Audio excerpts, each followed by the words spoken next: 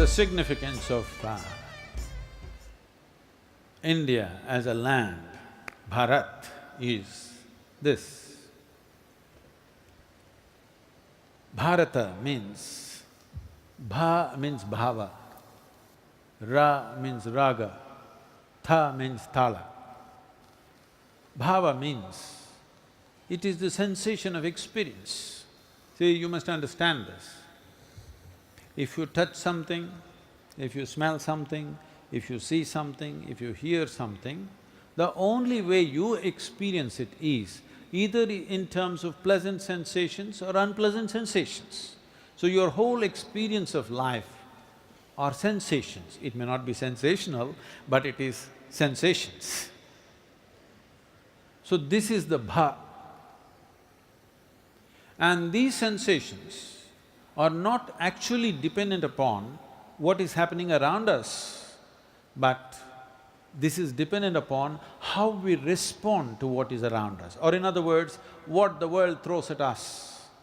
We cannot always decide, but what we make out of it is entirely ours. See,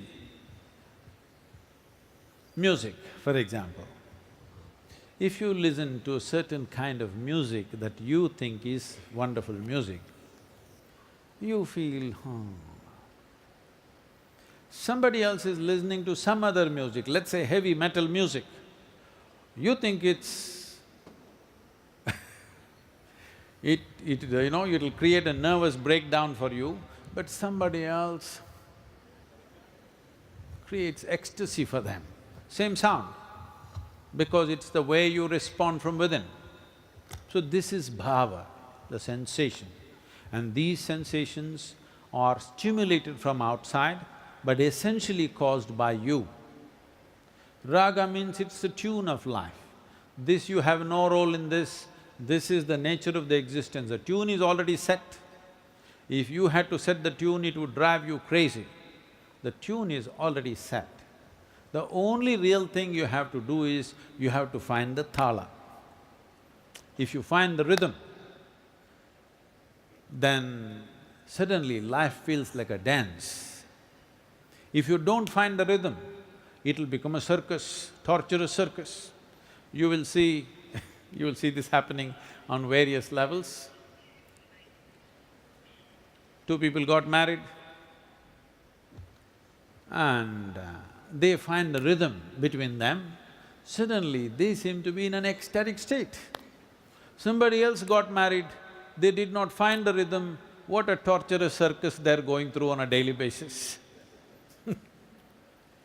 So, your business is just this, to find the thala. This is the fundamental of this nation, that we always focused on finding the thala, not trying to change the raga of life, because you cannot change it. The way existence is made is the way it is. We can create the bhava that we want within ourselves and find the rhythm.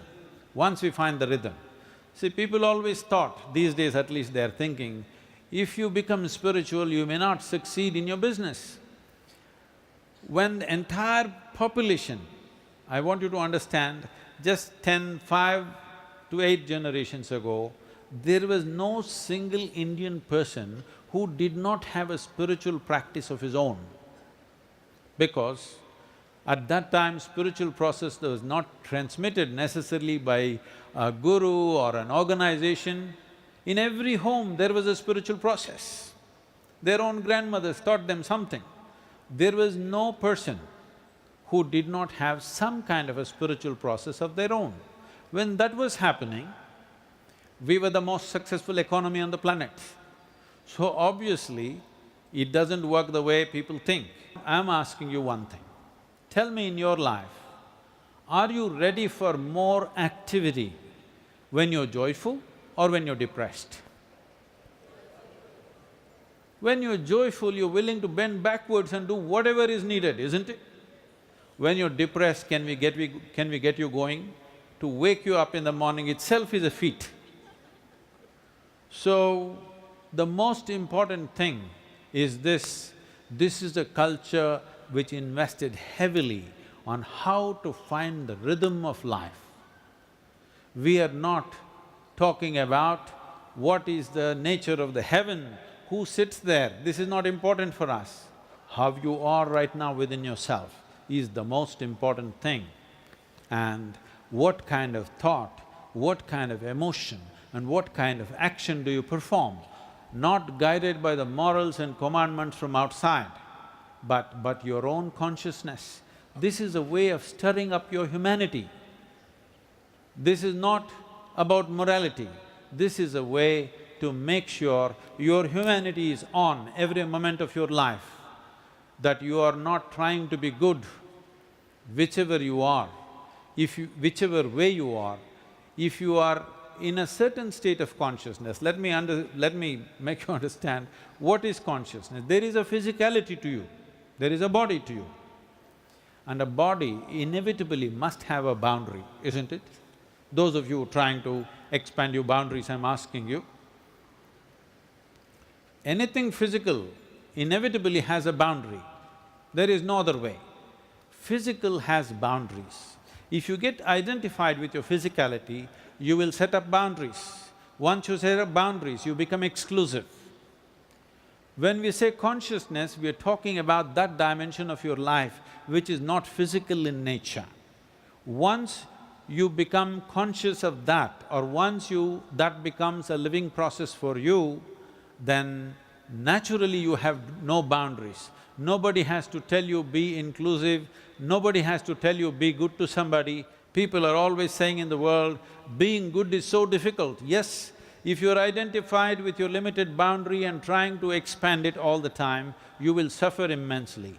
But if you're not identified with your boundaries, if you understand what is physical is just an accumulation of actually the food that you've eaten, if you understand physical is just an accumulation, the real you is somewhere else, if you have an experience of that, a living experience of that, that is when you truly belong to Bharat, because this is the nature of this nation and this is what the world needs. In many ways, people are talking about making India into a global leader. India definitely has the necessary qualification to become a global guide.